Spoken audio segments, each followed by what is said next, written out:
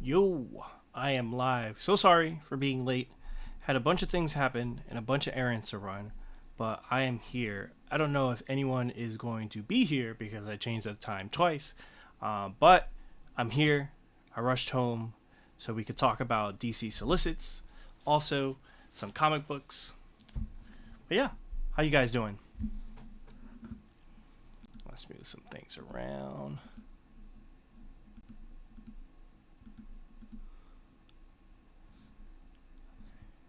I don't think anyone's in here, but we'll talk about things nonetheless. Some of the books I read.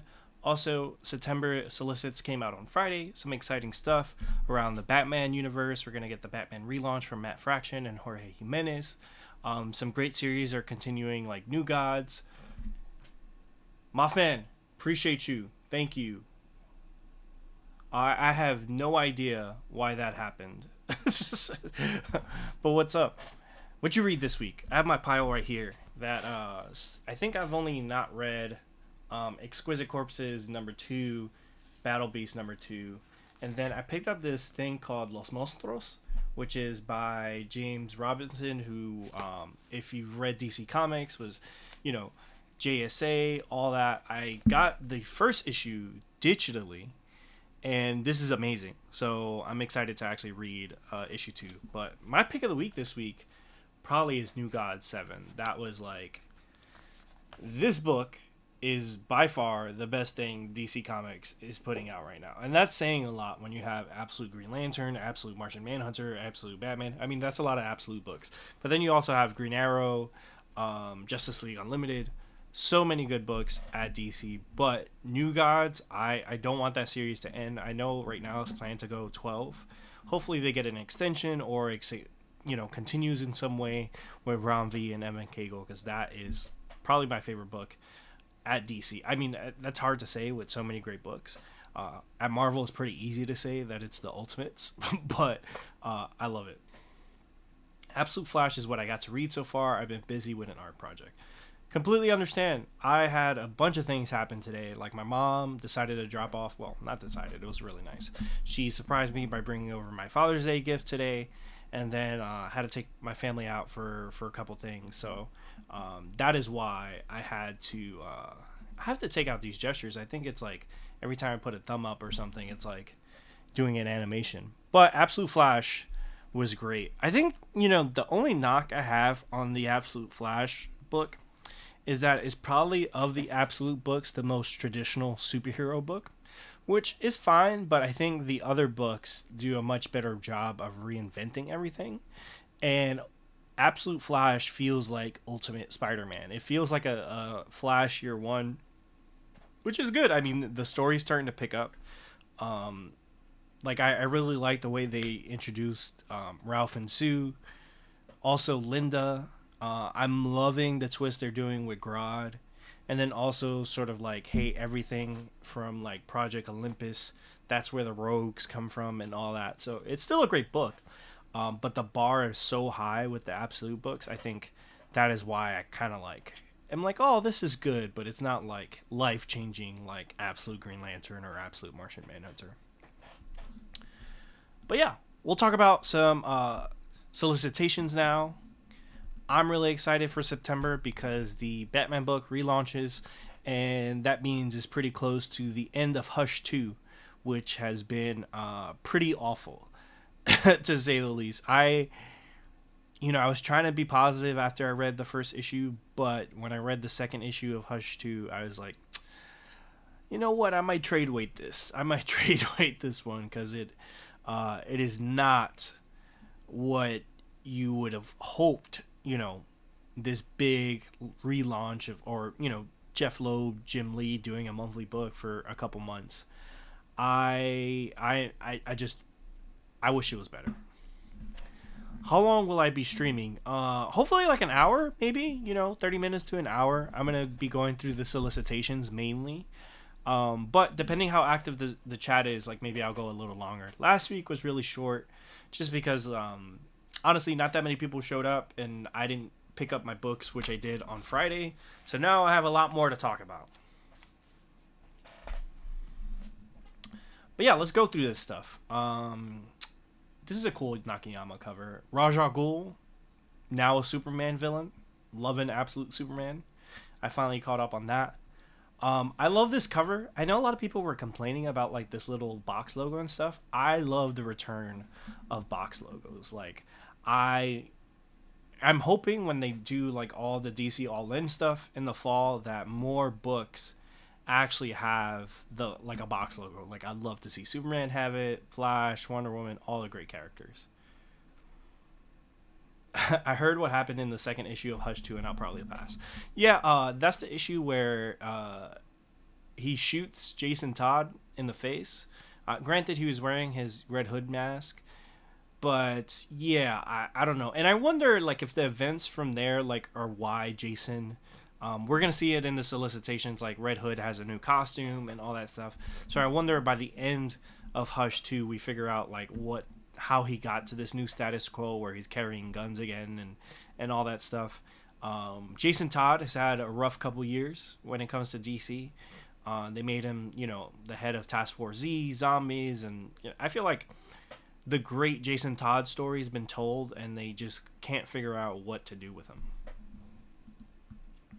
But again, excited about Jorge Jimenez. Like, some of the variant covers are like insane. Like this Gabriel Delato one, like, is so good. Like I have to get it. I even put it in the thumbnail. It's so good. I wonder who's this. Oh, I think this is David Aja, who Hawkeye fame and stuff, which makes sense because you have Matt Fraction on the book, and he has a couple really good DC covers in September.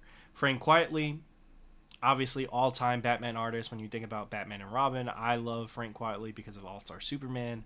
To some people, it seems like he's an acquired taste, but I think he's all-time. Anything he buys, like even if it's covers, like he did a really great Joker cover a couple years ago that I really dug. Oh, there you go. There's the Red Hood book I was talking about. Yeah, talking about sort of like them not knowing what to do with him. Now he's teaming up with the Huntress. It looks like they have a relationship.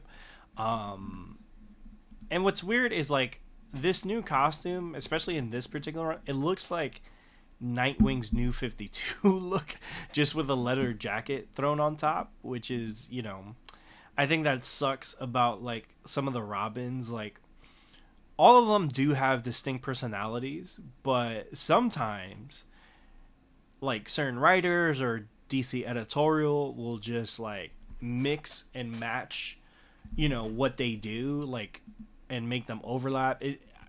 It's frustrating if your Robin is not Dick Grayson, who is really important to the overall DC universe, because it seems like the other Robins have like this whiplash of like how they're portrayed and what their status quo is. And that's the thing when you share a mantle, like I think Jason does have, the Red Hood thing going on, but it's hard. It's just hard to make them like really distinct, especially when you have them all running around at the same time. Like, send one to the future or an alternate universe where they could do their own thing, because in the mainline universe, it's just incredibly difficult to make it interesting.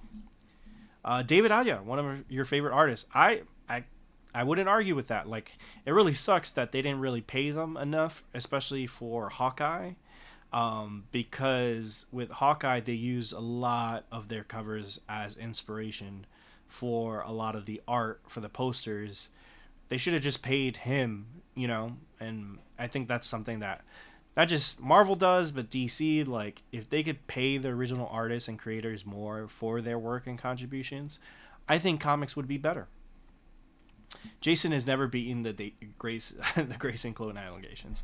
Funny enough, my son, his name is Grayson, and his middle name is Todd. So, he is also a Grayson clone. But yeah, I think all of them kind of have that problem of being like, Tim has it the worst, because Tim, like, he was Red Robin, and then a lot of sort of like his personality when they put him in like animation or in the video games or anything like that, they kind of use like aspects of like Dick or Jason's personality. Like, for example, in the Arkham games, like Tim ends up with Barbara. Like, what? what? It's like, that's the kind of stuff that it's like frustrating, as a Robin fan. You're like, that clearly just don't do that. Whatever that was, don't do that. Absolute Batman. This cover looks insane. I don't know who did that. I don't recognize that signature, but we're gonna find out. Let's see. Oh, I think that might be Paul Pope, which makes sense, or Dennis Cowan, or both. Work in progress. Absolute Batman. They're probably on the 9th or 10th printing, which completely makes sense because people keep buying it, and it's a great book. Absolute Superman. Sorry, I am caught up on this, and so good, so good. Especially when you factor in the fact that they are really reinventing the mythos. Like, if you look at the villains that you've already seen, yes, Brainiac is there, but you have Ra's al Ghul, you have the Peacemaker Corps. So there's these interesting things that are being done. Also, sort of his relationship with Pa and Ma Kent. That's interesting. Like, and I really want to see where this book goes because Jason Aaron is really doing something special with it. Absolute Wonder Woman with probably the hottest artist outside of Nick Dragotta, which is Hayden Sherman. If you're not reading Batman Dark Waters, fix that. I just got caught up on that through DC Infinite. And then I bought like the most recent issues so that I can like be completely caught up. That is like, I love Absolute Batman, but it's probably the best Batman book out, which is saying a lot. Like, that book, like, there's like 30 Batman books and some of them are really good. But Dark Waters, like Dan Waters, Hayden Sherman, especially the arc where they go into the building and then you have Dark Patterns. My bad. I'm like saying Dark Waters. I think that's like a HBO show that was a book or something like that. But yes, Dark Patterns. Thank you, Mothman, for correcting me on that. But that book, especially like that Scarface arc where he goes in the building, it kind of feels like the Raid and all that. Like, and the new arc, I just saw the cover, and we'll probably see it when we're scrolling through stuff. Like, what like Sherman is doing, like, I had no idea who they were about a year ago. I actually, at New York Comic Con, when sort of like things were unfolding, my friend is a super big Wonder Woman fan, and we're like passing Hayden's booth, and Hayden's super nice. They're great, and we're talking to them, and talking about like Absolute Wonder Woman, and Holden was clearly really excited about it, and then Holden was thinking about getting an Absolute Batman like variant, which was like $40, but Sherman was doing like they were selling the ash can remarked, like they were doing a sketch on it for $45. I'm like, Holden, like, you could buy like that Absolute Batman variant is probably going to be on sale as soon as we leave this store, as soon as we leave this con. Like, get the Wonder Woman book. And Holden did, and that's probably one of Holden's prized possessions. And definitely, if we see Hayden Sherman this year, I doubt remarks will be $45, especially with the work they've been doing. But Absolute Wonder Woman, great book. Kelly Thompson's also been on fire. You have this. Jeff the Land Shark is super popular because of Marvel Rivals. They have like 4 or 5 books of Jeff the Land Shark coming out. This is a really dope cover. Whoever, between Hayden and Kelly, whose idea it was to give Wonder Woman a Buster Sword should get a huge bonus in their royalties, because this is an all-time Wonder Woman design.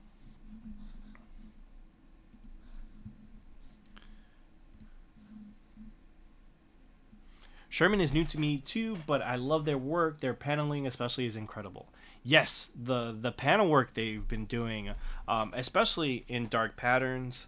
Man, I don't have Sherman's books right there. And I was like, oh, I must have read something. It must have been on my phone. But especially in that Scarface arc where you're seeing like the building and all that stuff, and just the way that even the lettering in those books, the way they complement Sherman's panel work, it's crazy that I didn't know who they were, just before Comic-Con. And now, like, if I see their name on a book, I'm gonna buy it. So for them to be on two really, really good big two books, you have Absolute Wonder Woman, which is like selling like crazy. Dark Patterns, I don't know the sales on it, but hey, like it's a monthly Batman book, and arguably the best one. And they're doing great covers and great interior art. Based on my conversation with them, I think at the time they were doing everything digitally, but I think they've moved over to kind of more like traditional, and it makes sense from an artist's perspective. Like they can make more money because they can sell the original art and all that stuff. But like now, one of my goals is to actually own a piece of original art from Hayden Sherman. I'm gonna make that like a goal over the next couple of years. Before their work is $10,000 a page. Now this along with New Gods is probably my favorite DC book. And if you've watched my videos, especially leading up to this, I was kind of like scared about Absolute Green Lantern. I was not excited about the prospect of Hal Jordan being a villain again. Like I'm kind of tired of them always going back to sort of that well, especially when it comes to like Parallax. But the way Al Ewing has been telling this story, it is like, it's biblical, it's science fiction, it's all these different things. Like it also feels like it's taking inspiration from like Akira, Janoi Lindsay, who I was not familiar with their work before this, and when I saw previews of the interior art, I was like, I don't know, that compared to the other like Absolute books, this seems like the weakest on the art front. But like reading the book and seeing sort of like how the story is complemented by Lindsay's art and sort of like what Ewing and them are doing is just incredible. Like every issue there's just, and I don't know, it's not doing anything like crazy in terms of like action wise or anything like that, but it's just I just don't know, there's something about the book that's just like drawing me in like to the light. Like I feel like the emotion and all that's in the book that they're trying to convey, it's like I'm all in it. Like I feel for Hal, like, and we still haven't figured out what happened, which is like insane 3 issues in, but I'm still like hooked. I'm like every issue, I'm really like, I feel sorry for Hal. I'm wondering what's going on with Joe, and that's another thing. Like in terms of Joe Mullen, like I read Fire Sector and I didn't love it. I like the art, like Campbell's art is great, but the story I wasn't too in love with. And like now I'm like, all right, like now I have to find more with Joe in it, because that character is now becoming one of my favorite Lanterns because of this book. Absolute Green Lantern has been really good. I'm hoping we get to see more Joe soon. She's a great character. Yes, I think in the book too, even though she's the main character in the book, she is the Green Lantern. The other characters have sort of like taken more of a spotlight, like John and Hal.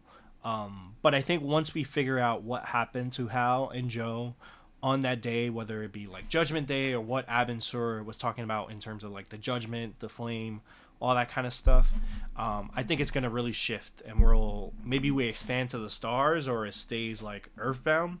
Whatever it is, I'm down for it. I think this is like Al Ewing's best work since Immortal Hulk. And also been having some like really good covers as well. Like look at this, you have the Black Hands and just so good, so good. And then you have this, I don't know who this artist is, but they've been doing a lot of covers for Absolute Green Lantern, and that's been cool.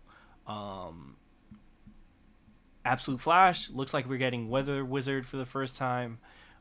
If you were not a fan of the New 52 Rogues, you're probably not going to love this, because it seems like all the Rogues are metas. And I know people don't like that. They like the Rogues to kind of be like just, gritty. They go to a bar together. They have a code.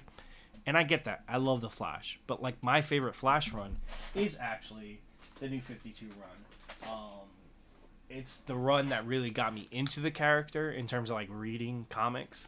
If you look, I actually have it signed by Brian Buccellato and Francis Manapul. It is like, Manapul is my favorite Flash artist. Like, I don't think there's really like a debate with that. Some people might debate me, but like, just look at that, so good. So I say all that to say I'm not against the rogues being metas. Like, I'm down for it. Like, obviously, like, my favorite Flash run had them as metas. I did read Jeff Johns' run not too long ago, like, completely, like, front to back, and that book, pretty good. Pretty good stuff. So, but this just has a special place in my heart because when I read it, I was just, the way Manipul's art just drew me in. So it may not be the best Flash run, but it's my favorite. Just the way it kind of really got me into the character, and then the show sort of like took that to another level. The movie not so much, but it was cool. There were some references to the Manipul run, like the way Dark Flash looked definitely looks like the way Reverse Flash looks in this run, especially with like the Sharpnel and all that kind of stuff.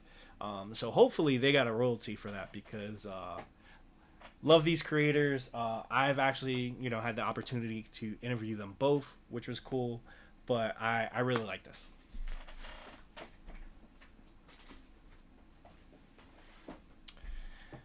Metas because of experiments suit the absolute version, I think. Yeah, like for sure. And then also too, like with Absolute Flash, I think this issue probably had like the most connections to the larger Absolute DC universe. Like, we get a reference to the Lazarus Corp, which is obviously the big bad in Absolute Superman. So it seems like Absolute Flash will kind of be the connective tissue to the rest of the Absolute DC universe, which I think is appropriate for a character like the Flash, especially in this context because he's kind of like living during different times, like the way his powers work, or this version of the Speed Force works. Like, he's kind of having hallucinations, and also the book is kind of playing with time because you see things happen that have happened a few days ago in the future. We've already seen like Mirror Master, like this version of Mirror Master in the Free Comic Book Day one shot. So I think Absolute Flash, if you want to know kind of what is going to be happening in the Absolute universe, that's the book you kind of want to be reading. The same way, like with the Ultimate universe, you want to be reading like the Ultimates. That's the book that kind of connects everything. I think Absolute Flash will probably be that for the Absolute universe. But yeah, great book. I think it's been really picking up, which is great because the first two issues, like I was like, I don't know about this. But now that things are starting to happen, I'm definitely like on board with it a little bit more. Travis Moore is doing the art on this book for this issue. It's probably like a fill-in. Still really cool. 32 pages. Then we have Superman 30. Dan Moore is doing the art. We're seeing the return of Booster Gold. So this obviously has huge implications for the mainline DC universe and also the Absolute universe. We're seeing the Legion of Superheroes, the Dark Side Legion, which looks scary, especially when they're drawn by probably the best artist in the game right now, Dan Mora. Booster has obviously lost some weight, grown a beard. He looks like Jesse in season 5 of Breaking Bad. But I need to catch up on this. Oh, Mothman. Look, David, another cover. This one looks... You're probably going to have to pre-order this cover. This cover right here is probably going to be like an all-time classic Superman cover. Like, this is something you want to take to a con, get slabbed, the whole thing. Because this cover, yeah, I'm going to have to pre-order this one. Hopefully they do like a foil for it and stuff. But yeah, Superman has found the mysterious hero known as Booster Gold. Together they must return to present day to warn the Justice League, but Darkseid's Legion stands in the way. The shocking events of the issue lead into next month's massive next chapter in the All-In saga. So this book is definitely really important to know what's going to be happening in the mainline DC universe and the Absolute universe. So we'll probably be getting a crossover of some kind or an event right after Superman 30, or it's going at the same time. They haven't announced anything officially yet, but I wouldn't be surprised in the next coming weeks we find out what that looks like. This I'm really excited about. Adventures of Superman, Book of L, Philip Kennedy Johnson returning to the character. For me, I like his Warworld saga is probably why I'm even reading any Superman now. Like DC owns like owes so much to him in terms of like rehabilitating that character and getting him to the point where we can have a Summer of Superman where he could support like just as many books as Batman. So I know this book was initially, I think, solicited for March, but it was delayed. But they could take all the time they want if it's Philip Kennedy Johnson on Superman, in my opinion. Oh, do they not still not remember Booster? That's interesting. Yeah, like I kind of know what's going on in some of it, but to be honest, I've been so deep into the Absolute universe. I need to catch up on Justice League Unlimited and some of the other books that kind of like tie things together. I know like the Atom Project, the Question All Along, that stuff, but yeah, they don't remember who Booster is, and I wonder, I think they've done this before with like Wally West, and I never really like when they they do like, oh, no one remembers who you are.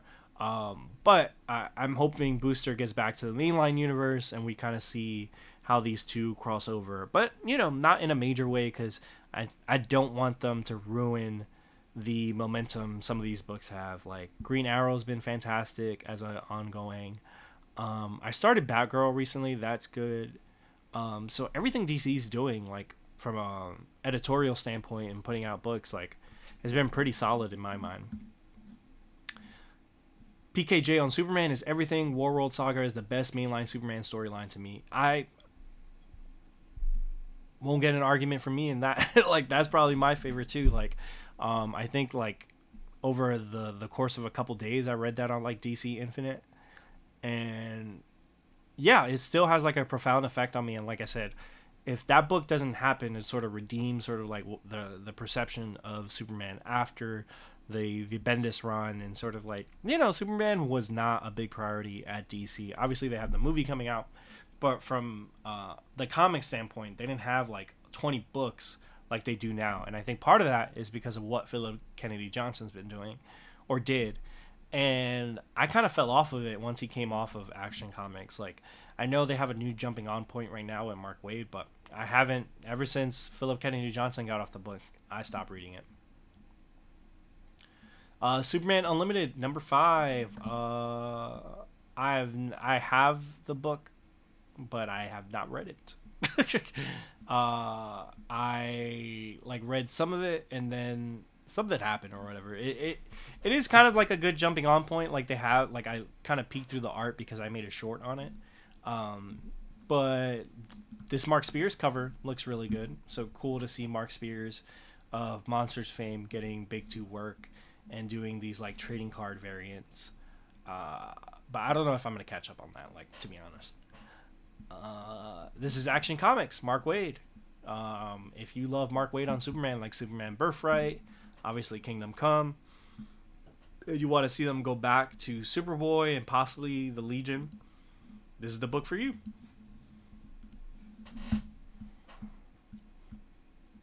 Supergirl, number 5. Another book I'm not reading. It just started. This is a cool Chris Umenga cover. I know it kind of went viral the last issue because she got like a thick costume, or whoever in it was looking thick, so that went viral. But I'm not reading that book, and I probably won't. Maybe through DC Infinite. Let's see. Crypto, Last Dog of Krypton. Issue 1 just came out the other day, and I have to read it, but just based on some of the initial reactions, like, I heard it was fantastic. And then you have Ryan North, who did the same thing Philip Kennedy Johnson did for Superman for the Fantastic Four. And it's good to see them at DC, because I hope that they get, like, a bigger book at DC. Like, Crypto is huge, mainly because of the movie coming out. So there's a big emphasis on Crypto. But it'd be great to see them, like, I don't know. I'm trying to think what would work really well for Ryan North at DC that isn't taken because it'd be cool to see them do Challengers of the Unknown, which they just did. Like I think Chris Cantwell had a series on that, but and the covers were dope, but I just never got into it. Supergirl is very so. I've heard that, there's some people. I think Casually Comics made a video on it or something like that, and there was a reference to like the Silver Age. So maybe I'll check it out. Crypto is great, so I gotta read it ASAP. Yeah, I heard it gets really emotional, so I hope another dog doesn't die or anything like that in the book, because then I'm gonna be really like, oh, like why did people convince me to get this? Wonder Woman still going on, and I am not reading this at all. Again, Mark Spears absolutely killing it on the covers. I'm not a huge Tom King guy. He's very hit or miss with me, and I started Wonder Woman. But yeah, I just fell off. I wasn't feeling this whole like, oh, Amazon, Civil War kind of like angle where like they like this crazy Amazon kills a bar full of people, and then the U.S. government is like, okay, like Amazons are outlawed and stuff. I don't know. I wasn't digging it. I love the art though. Daniel Sampere has been doing career best work. And if there's one compliment I could give to Tom King, even though I don't love all their work, the stuff they do, usually, the artist on that book is usually doing their best work they've ever done. So, Human Target, which I didn't love, Greg Smallwood, amazing. I started Black Canary. I forget the artist on that one. I think it might be Ryan Sook. Amazing. Rorschach, which is kind of the book that made me jump off the Tom King hype train. Whoever the artist was on that, amazing. So there's not been one Tom King book that I've read where I've been like, the art could have been better. And I think that really speaks to Tom as a writer, like of comics. Like he knows sort of like how to write things in and panel it and pace it to give his artist the room to kind of really shine. So in that regard, I think he's a great collaborator with his artists. But they're like with me, some of his stories have been like really hit or miss. Speaking of Tom King, Trinity, daughter of Wonder Woman. How about no? I'm not reading it. Maybe I'm a little bitter because I thought Yara Flor was really cool from Future State. And I'm really upset they kind of like just dropped her and don't use her as a character. I'm sure she's appearing somewhere in the DC universe, but I think they've kind of failed to capitalize on that character. And they had a good thing, like I think people really dug her, and they failed to like really do anything with her like after that. And a lot of that sometimes comes from like, hey, editorial mandates change, like, hey, Dan Didio's not there anymore and they're not doing Future State, so even is it Luke Fox Batman is I don't think he's around anymore, at least sort of like as a mainline book and stuff. Some other characters like John Kent, just because he's Superman's son, is still around. But a lot of those characters really that maybe had like a lot of potential sort of like went to the wayside after Future State, which kind of sucks because I do think some of them really had a lot of potential. It was cool to see Levi in Justice League Unlimited because Ram V, I think, did a really good job of creating a legacy character in the Swamp Thing universe, like a new Swamp Thing, and really tie it to sort of like different things. And that Swamp Thing is why I'm a big Ram V fan today. And they're doing like, there's not a Ram V book that I won't read. Bats, yes, DC has failed every Wonder Woman character you could think of. All the 5G characters got derailed. Yeah, again, completely fair, because the people that were pushing that, AT&T, Dan Didio, are no longer at the company, so there's no one really fighting for those characters to kind of be in books and stuff. But I think it's a missed opportunity when you do have some good things like Yara, like that was perfect. You have a Brazilian Wonder Woman that like you could have definitely pushed, that could have been on the level of like a Miles or some like any character of color. Like you could have pushed that and you had it and then you just dropped it like immediately. And I think that's kind of like what sucks. It's like, hey, like, and the stories were dope. Like the Future State books were really good, and then the relationship between her and John was amazing. Which they obviously dropped because John then became bisexual, and then I think the character, their boyfriend now is like Jay, so that sort of like love interest was dropped, and I don't even think they ever like. I don't think John and Yarrow have interacted since the Future State books, which sucks.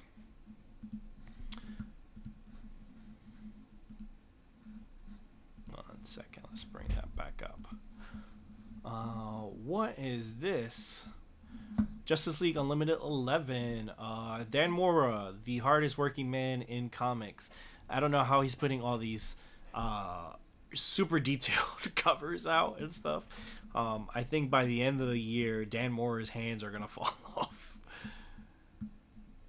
Actually, this, I'm kind of interested in it.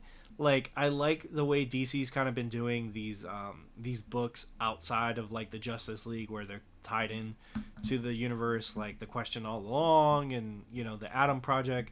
So you have Cheetah and Cheshire rob the Justice League, which is cool. Like, much better than Suicide Squad kill the Justice League, I'll tell you that.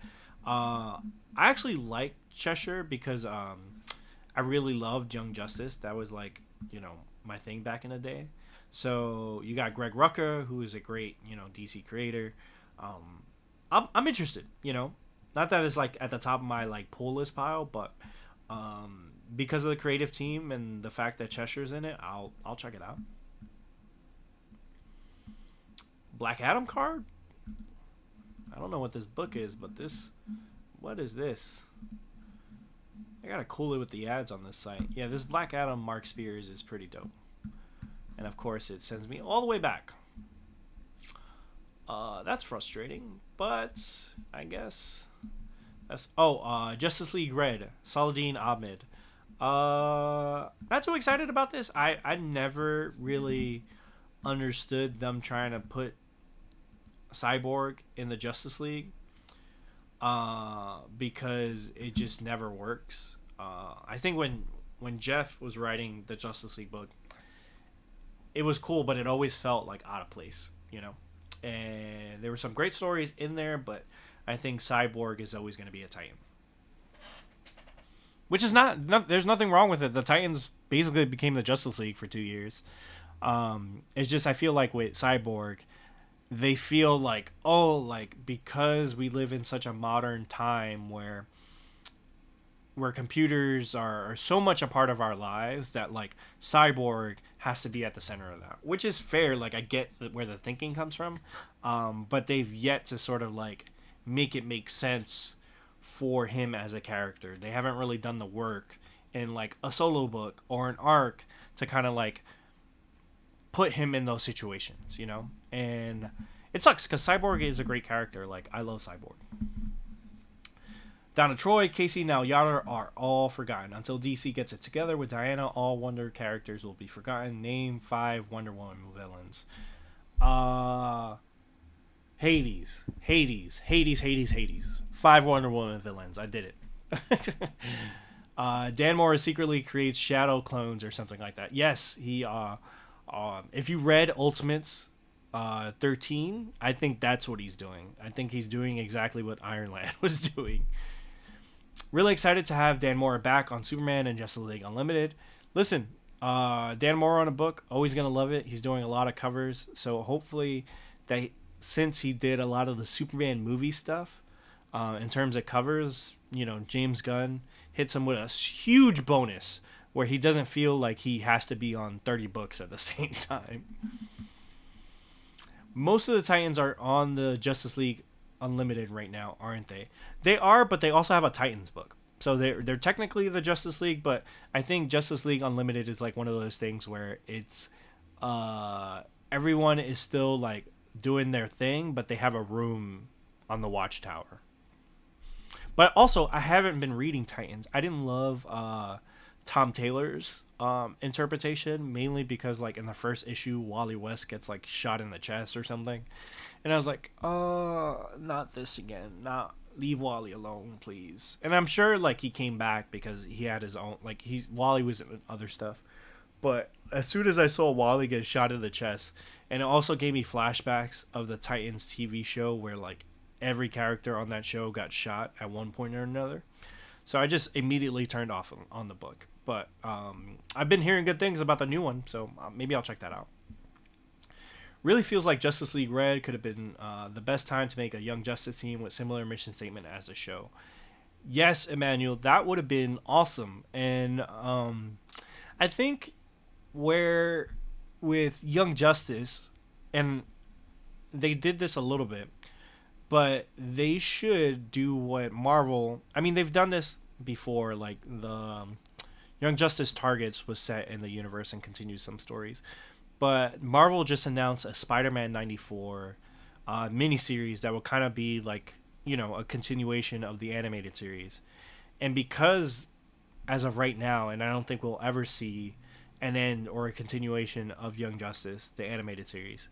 They should just get Greg Weisman back. He's doing comics. He's doing Gargoyles. He's continuing the Gargoyles universe at Dynamite, which has been successful because they've been doing those books for a while.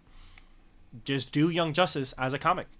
You'll get people like myself who love the book, where I'm not probably going to pick up Justice League Red, but I'd pick up a Young Justice book. And I'm sure most people would. And it'd be a great way to kind of like not have it, budgets and all that kind of stuff, approvals. Like you could just do that. Like I would love a Young Justice season 5 in a comic book. I don't get why Tom Taylor told that first Titans arc when it was intended to be the main DC team book. It was just a generic Titans story. Yeah, and I mean there's nothing wrong with that, but with a generic story, like especially when you're writing like that many books. But yeah, you're right. Like Titans was supposed to be like the Justice League now, and they were just seemed like they still were in like Titans Tower instead of fighting like Starro and stuff like that. Justice League Red has an interesting lineup, so I'll probably check it out. Yeah, I'm excited to see like Boz. It's good to see, DC remember who he is every once in a while. And Red Tornado, and Red Canary is on it. I did like that character in Dark Crisis. So it is an interesting lineup. I'll probably pick up issue 1, and, Saladin Ahmed's Black Bolt is an all-time classic in my mind. So I'll give it a shot. But honestly, like I said, could have been a Young Justice book. Yes. Justice League versus Godzilla versus King Kong. That has been great. I brought up Brian Buccellato earlier because of their work on The Flash, but this is awesome. The first issue you saw King Shark turn into a kaiju, which was awesome. Like, look at this, like the Justice League going up like against a Hydra monster. Yeah, this is a great book. Brian Buccellato, Christian Duce. Great. Exactly what a crossover comic should be, which is fun, so if you like the first one, you're definitely gonna like the second one. And I'd imagine like the first one went viral for a couple moments. You saw King Kong get a Green Lantern ring, Godzilla defeat Superman temporarily. Those things like were huge. So if you're looking for moments like that, definitely pick this book up. Is it more Batman? Are they double shipping Batman? Oh, Detective Comics 1101. It's cool to see him get the mainline Batman suit in Detective Comics. Like that's cool. Some great covers. This Gabriel Delato gonna be a classic. I think is that Frank Cho? Maybe. Yeah, Frank Cho. So I haven't been reading this like. Honestly, with Tom Taylor, unless it's like a Elseworlds thing, like Deceased or Dark Knights of Steel, I've kind of avoided it. I did like their Suicide Squad, but if you've read that Suicide Squad run, it does feel like out of continuity. Like it doesn't feel because it introduces so many new characters, which is a good thing, I think Deadshot even dies in that run. So it's a really good book. But yeah, Tom Taylor, like, unless it's like literally a Elseworlds book, I'm not checking for it. Nightwing, Dan Waters. It's been great to see them take over Nightwing. Um, oh, there you go. Sell it. That's what sells when you're looking at a Nightwing book.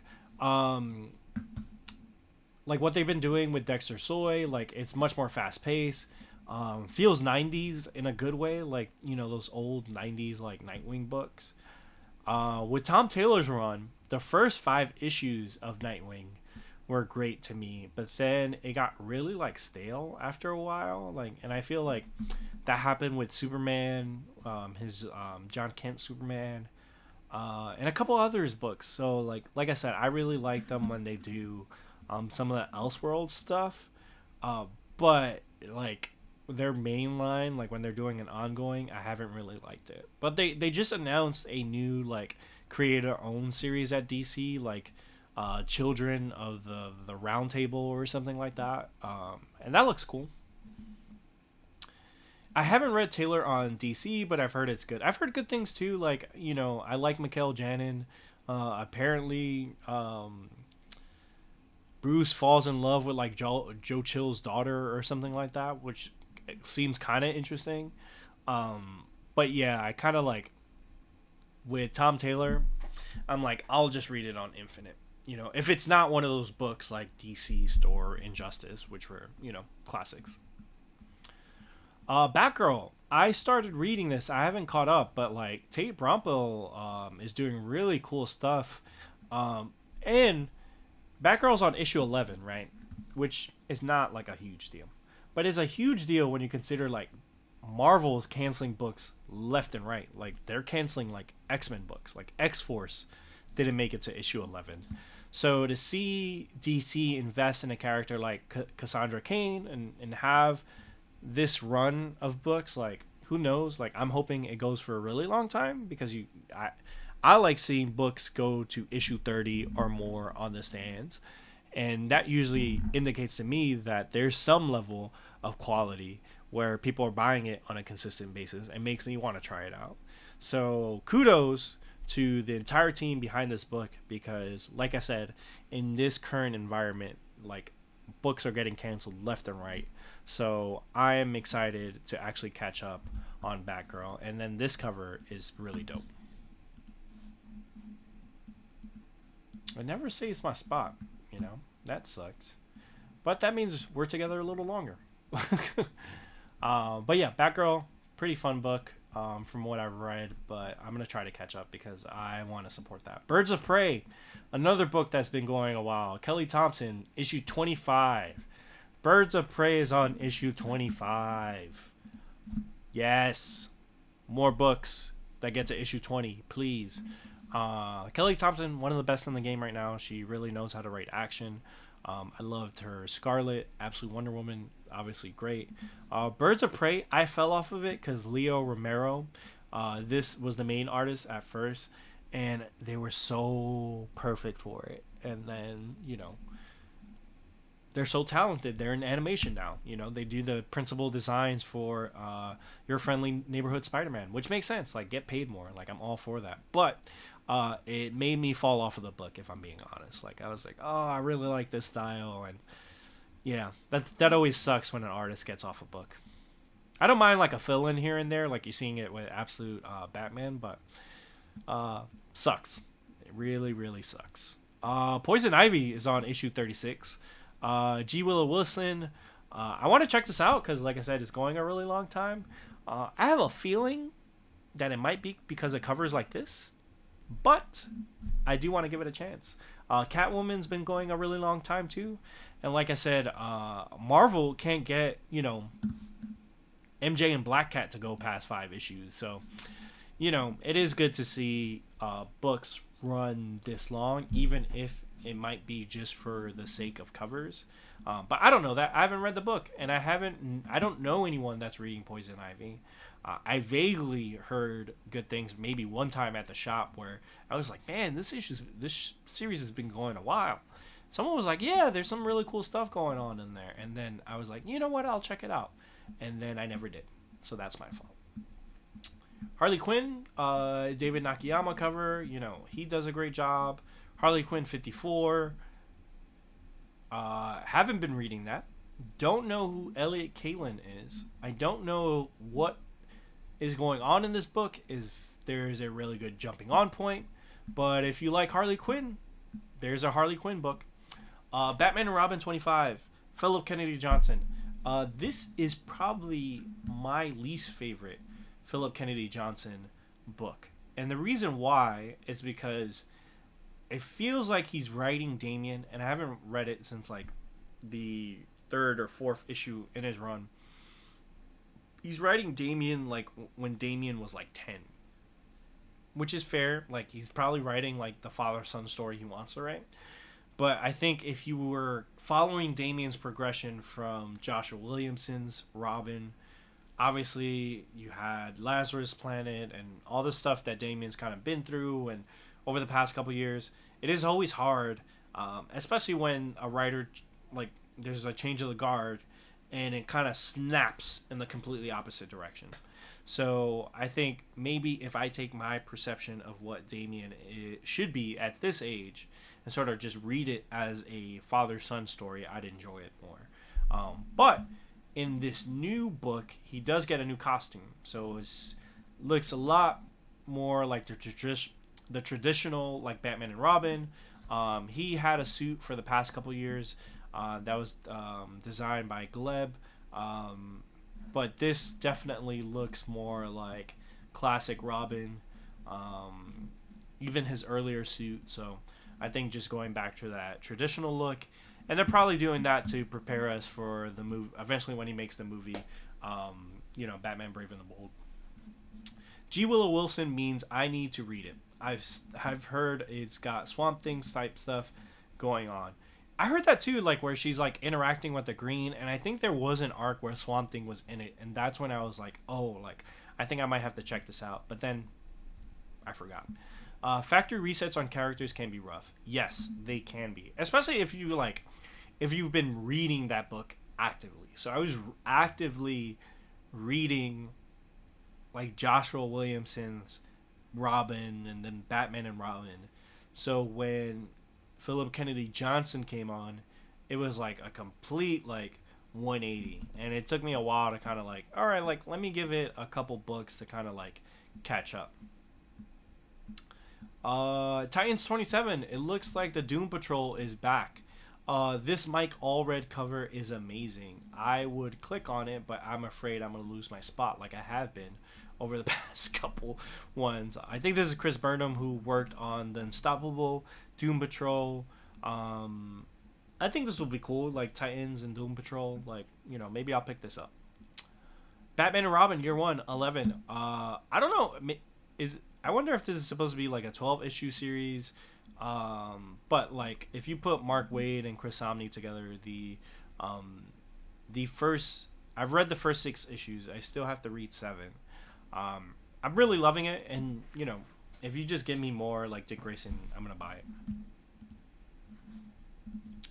Batman Superman World's Finest 43.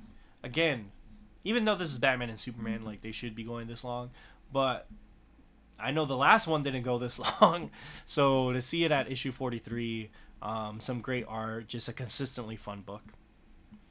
This is the cover I was talking about earlier with Hayden Sherman. This, I think this is Steve Shubik, which he loves drawing Batman like Batman 89, man. Dark Patterns number 10. Dan Waters, this is arguably the best Batman book out. If you're not reading it, like, read it. It's like classic detective type stuff. And Dan Waters knows how to elevate everything he touches. Batman The Long Halloween, The Last Halloween, the actual good version of Jeff Loeb. Not the one on Hush 2, which, again, is a rough book. But I've read some of these, and honestly, like, it's kind of crazy how big of a there's a stark contrast between like the quality of Hush 2 and that. So I wonder if it's like I think someone said this in a comment on the video I made on Hush, where they're like, it seems like it was a story they wrote 20 years ago, and then we're like, all right, let's just make it. And that makes sense if you've read Hush too. The Flash, not reading it, but I dig this suit. You know, it's pretty cool. Mark Spears Reverse Flash card cover. That looks fun. I might go broke this month buying all those Mark Spears covers. Green Arrow, Mothman. I'm going to click on this one because we have another David Aja cover, which makes sense, you know. If they made their name with Hawkeye, why not do a cover for Green Arrow? Consistently good. I love Chris Condon. I'm really digging Ultimate Wolverine. I know people are like, oh, Ultimate Wolverine is like X-Men, like this sucks. I dig it. I don't mind it because like I'm not reading any of the mainline X-Men books. I just caught up on Ultimate X-Men and that's really good. I think I'm gonna make a video about how I was wrong about Ultimate X-Men. Green Lantern Corps, Boz, Jessica, they exist. So does Joe. I need to catch up on this book. But Green Lantern Corps, number 8, Jeremy Adams, Morgan Hampton. Some great covers on these books, but I haven't been keeping up with them. My favorite book, New Gods. This is amazing. This Ian Bertram cover with Mr. Miracle and Big Barda. I am for it. Kamal's been kidnapped. Scary stuff. This is my favorite book right now, like at DC, and this is I mainly read DC books. But if you have not read New Gods, especially issue 7, please do. Please do. I need this book to go past 12 issues. I need Ron V and Evan Cagle to have an unlimited budget. So good, so good. I'm excited to see it go that long. It's high fantasy, sci-fi, all the good stuff. David Aja Archer covers are automatically great. It's the arrows. Yeah, it's funny enough. That cover actually has like also like arrow keys in it, but they're great. But the Superman cover is probably their best cover that they've done. Like I'm gonna get that and hopefully I find them at a con to get it signed, or I find Joshua Williamson, one or the other. What's this? Aquaman number 9, another great Jeremy Adams series. If you love Jeff Johns' Aquaman, this has been great. It looks like he finally found Mara. Great fun book. It's like action packed. I really love it. Looks like JSA. Oh, Khaled. Love Khaled. Jeff Lemire, issue 11. It's been cool to see this keep going. Like, I got to catch up on it, to be honest. Mr. Terrific. This book, the first issue was really fun. I like the way they integrated, like, the mainline DC universe and made it sort of like this year one story. Oh, this Ken Lashley cover is really good. It's really, really good. And I'm hoping that after the movie, there's really a renewed interest in the character. And maybe, hopefully, we get Jeff Lemire. Actually, I'm not on. 1 second. We get Jeff Lemire back on the Terrifics. If the Terrifics come back, that'd be really cool. But there's the JSA cover I was talking about. And then the Terrifics. This is a cool mainline cover. I like this year one design. He has like the cool glasses, the jacket, the early version of the T-spheres. Fire and Ice. Haven't been reading that. I'm really excited about this history of the DC universe. You have this Dan Mora cover. Please give him a break. Chris Samnee. I love Samnee. They're one of my all-time favorite artists, especially their Daredevil stuff. I own a piece of Samnee original art. This Joe cover is dope.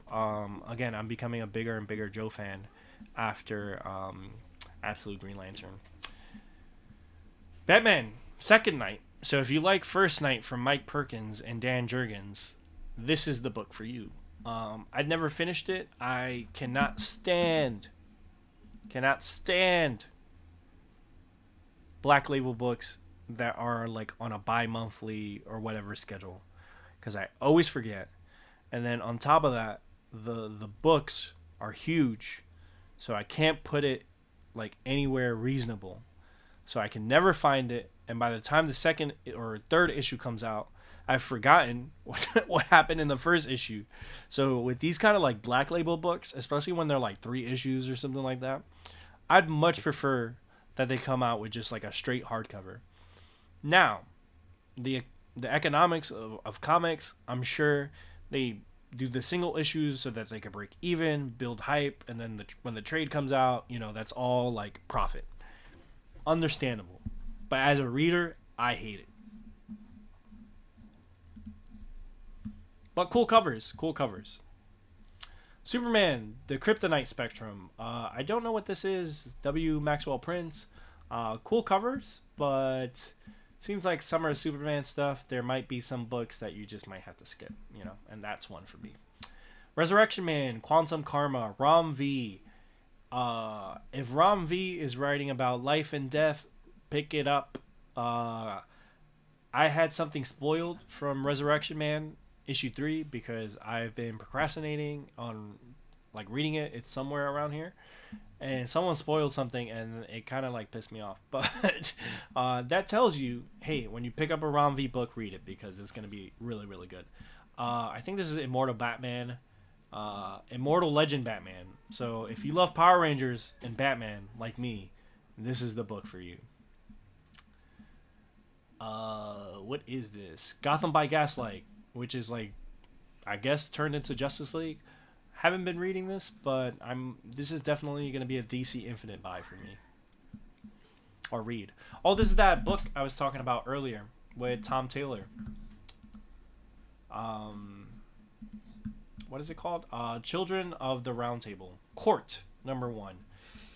It's really cool to see like young adult books be pushed by DC, like in the main line and stuff like that. Like, you want new readers, so the way you do that is create new characters, and it seems like this could be something fun. I think it does take inspiration from like the Camelot Corps, which might be something that was in the DC universe. I think Camelot is, but again, I am not too familiar with that corner of the DC universe. But I might buy this for my son and read it with him. Kryptonite Spectrum is by the Ice Cream Man team doing a Superman horror book. Okay, then I have to buy it. And it's no longer the book I'm skipping. Thanks for selling that on me. Selling that to me, Bats, because that is the perfect pitch. This is perfect. You have Zatanna, more Zatanna, but this title, DC's Satanic Panic, that is awesome. It's going to be written by Daniel Warren Johnson. I think it's going to be like, anthology with a bunch of different stories. So that's cool. Like Zatanna, they do make an effort. She has a 5-issue, 6-issue story going on now. But hopefully this leads to big things in the DC universe for her, because I love that character. I own her first appearance. Teen Titans Go 7. Love the show. Haven't been reading the book. Batman #1, Facsimile. DC has been doing this almost on a weekly basis, where they've been releasing facsimiles of classic first appearances, first issues, which I think is a great way for people to own them and read them. And I'm sure like it reflects in the sales. That's why they keep doing it on a weekly basis. Sometimes I'll see something on the stands. I'm like, oh, they're doing that this week? That's crazy. So Batman #1 is something I'm definitely going to pick up. Looks interesting. DC needs young readership for sure. My 8-year-old nephew only reads Zelda manga.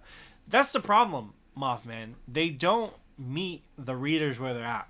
So like for example, Ultimate X-Men I think is the perfect book for like new readers or kids that read manga to get into like Marvel comics. Let's say the X-Men. But the comic shop is not the place for that. And also, it's expensive. Like Zelda manga. Like, you buy your nephew a $10 volume of that, they can read that over and over again. They get the complete story. Like with Ultimate X-Men, the reason I had to catch up and my opinion changed is because I read issue 1 and I didn't love it. So I had to go back afterwards, and that's because I have Marvel Unlimited. So it was financially easy for me to do it, and I didn't have to find the single issues. And now I could kind of like catch up. So DC, I think with Compact Comics, does a really good job of making it accessible, and hopefully they get a lot of new readers from that. But something like Court, what they're doing, they need to kind of like be in Scholastic book fairs and stuff like that if they want to reach the readers they're looking for. Like with Primer is a really huge successful book, and that's probably mainly because of it's a graphic novel.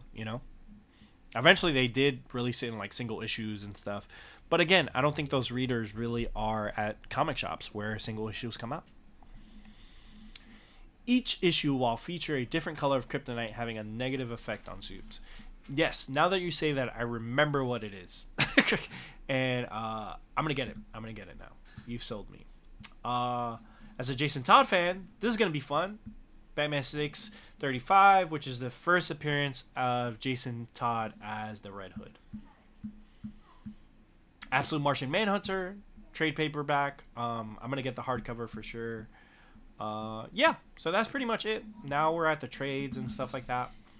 What do you guys think? What are you getting and stuff? I went through a lot. There's clearly a lot of Batman and Superman. It looks like they've kind of consolidated around those characters, which makes sense, but like when they do other characters like a Zatanna, hopefully there's a big like effort, and I think maybe in October, if that's when the big like all in and absolute crossover happens, we'll get a lot more of what they're actually planning, and hopefully we get a bunch of new number ones like we did last year, and maybe some new absolute books. Like Martian Manhunter is going to be ending at 12, and I think they're not going to expand the line too much outside of these initial books, but I'm sure like that Martian Manhunter will be sort of like what refreshes all the time, like hey, like this spot will be reserved for that like really risky take on a classic character. I'm old now. I have comics that are being reprinted in facsimile. Yeah, like Jason Todd's first appearance, right? And then in terms of books I've read, New Gods, classic. Bloodletter, I don't like Spawn, but Joe Illidge, Tim Seeley, I'm interested. But there's a lot of references to certain Spawn things that I have no clue what's going on. But still a badass new character. Ultimates, 13. Perfect jumping on point if you're not reading the Ultimate Universe or the Ultimates. Love this book. Exquisite Corpses, number 2. Did not read it. Issue 1, amazing. Absolute Flash, number 4. Things are happening in Absolute Flash ever since last issue. So, great book. Nick Robles is doing an awesome job on the art. Jeff Lemire doesn't miss. Battle Beast, number 2. Also have not read yet. But if issue 1 is any indication of the quality of issue 2, get it. Los Monstruos, number 2. I read number 1 after seeing this dope cover in the comic shop, and I had to pick it up. I was like, oh, James Robinson, I know them. Like, they wrote with Jeff Johns, JSA, The Golden Age, all that stuff. So I was like, let me pick this up, and I'll get the first issue digitally, and then, see if I really dig it. Amazing. I love, one of my all-time favorite games is Fables Wolf Among Us, the Telltale game, which is obviously based on Fables, the DC comic, which I've never read, but I've played the game, and the game is an all-time classic. I probably will not live to see season 2 of that game come out. But if you like that, and you like that vibe, Los Monstruos, like... And because it's, Dark Horse and not a book that gets a lot of attention, I wanted to emphasize it.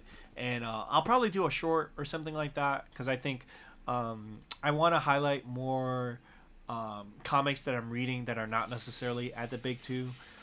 That's why I've kind of slowed down on doing like comic reviews, because it seems like I'm just reviewing like Ultimate books and Absolute books, which I love. But now that the channel's gotten bigger, I do want to use that platform to highlight books like this, and hopefully live shows like this will be the perfect platform for that. Mothman, I'm hyper fixated on Superman right now because of the movies. I'm playing catch up on everything else that's not absolute. Yes, that listen, I go through phases and hyperfixations as well, so I completely understand. Especially when a movie's coming out, sometimes that's all the inspiration you need. Speaking of which, I am going to open pretty soon, which I got this for Christmas last year.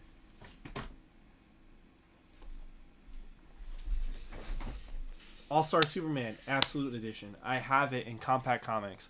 I've owned this book before in different formats. I do want to get the new deluxe edition that came out a couple weeks ago.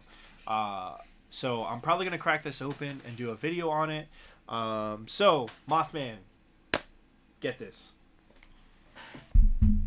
Ultimate 13 has to be the lamest cover of all time.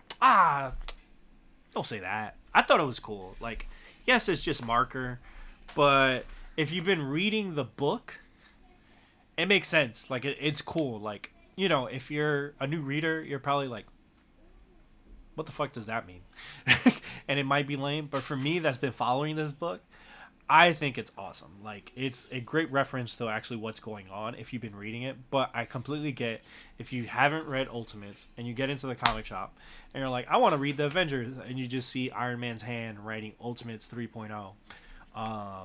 Probably not the best way to bring in new readers. But yeah, appreciate you guys, especially showing up, considering I moved the stream a couple times. This was really fun. I do want to make it a habit of talking about solicitations, especially DC, just because that's what I get really excited about. So maybe these Sundays, once a month, we'll talk about that. Books I'm reading, books you're reading, mostly DC stuff. But appreciate you guys for stopping by, supporting the channel. It's been really cool to kind of see familiar faces in the chat, especially hanging out with me. Like, you know, like, you don't have to spend your Sunday with me or even wait for me, especially being that I moved this around. So appreciate you all. Hope you guys have a great rest of your Sunday.